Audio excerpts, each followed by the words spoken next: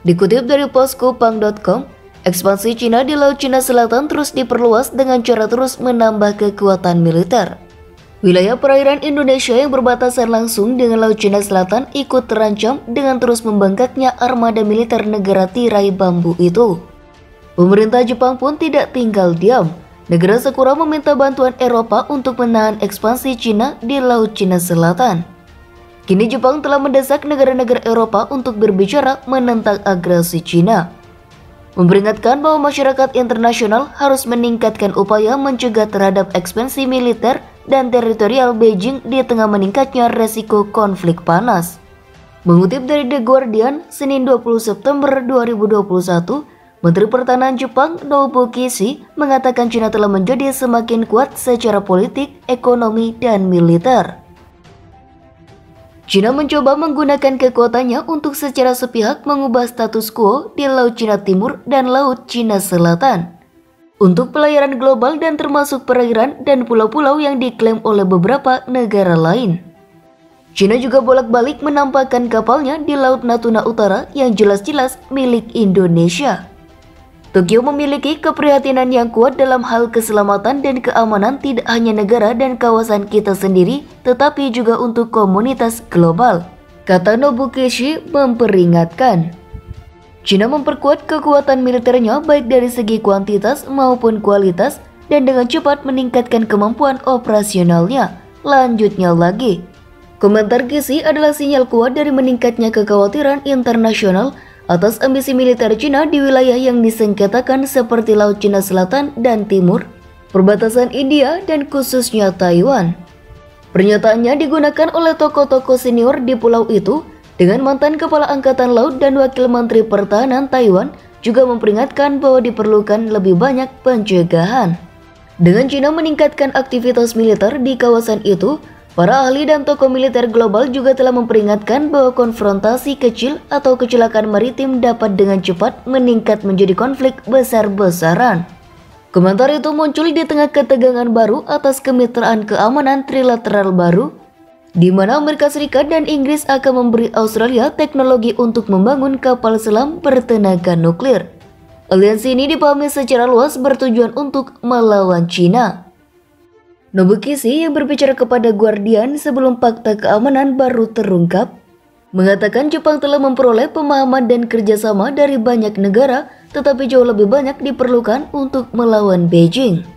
Dia mengatakan Parlemen Eropa serta Inggris, Prancis, Jerman, dan Belanda telah menunjukkan minat untuk mendukung Indo-Pasifik yang bebas dan terbuka, tetapi penting bagi banyak negara untuk berbicara tentang situasi tersebut dan ini sendiri akan menjadi penghalang. Menurut angka yang dikeluarkan oleh penjaga pantai Jepang, jumlah serangan oleh kapal-kapal Cina di daerah-daerah yang disengketakan telah meningkat secara dramatis sejak 2012. Awal tahun ini kapal-kapal Cina terlihat di dekat Kepulauan Senkaku yang dikelola Jepang selama 157 hari berturut-turut. Jepang baru-baru ini mengajukan protes resmi atas armada 7 kapal penjaga pantai Cina yang terbesar sejak 2016 berpatroli di zona yang berdekatan pada 30 Agustus. Jepang telah menjadi lebih vokal secara signifikan dalam beberapa bulan terakhir, menyerukan keterlibatan yang lebih besar dengan Amerika Serikat dan pihak lain dalam melawan apa yang mereka sebut ekspansionisme Cina. Minggu ini, Perdana Menteri yang akan keluar, Yoshihide Suga, melakukan perjalanan ke Washington untuk menghadiri pertemuan puncak Quad dengan Amerika Serikat, India, dan Australia. Amerika Serikat merupakan pemain kunci dalam situasi geopolitik telah meningkatkan kehadirannya di kawasan itu, mengeluarkan peringatan kepada Cina dan menjanjikan dukungan kepada mereka yang menjadi sasaran.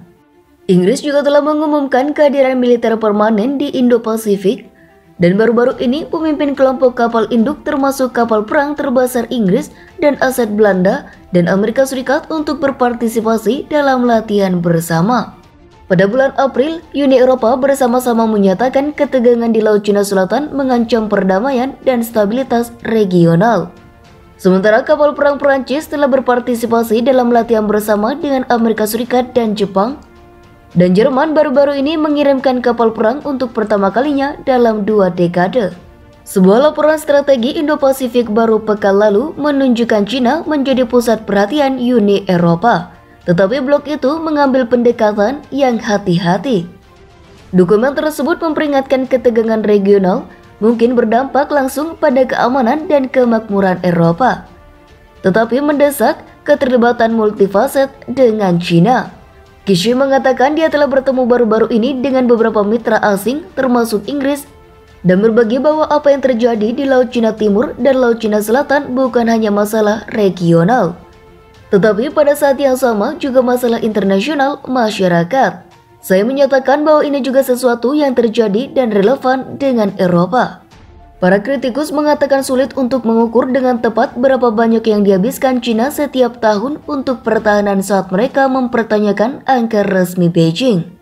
Tetapi perkiraan menunjukkan itu menjadi pembelanja tertinggi kedua di dunia setelah Amerika Serikat dengan anggaran 2020 lebih dari 3 kali lipat dari Inggris dan 4 kali anggaran Jerman, Perancis, dan Jepang.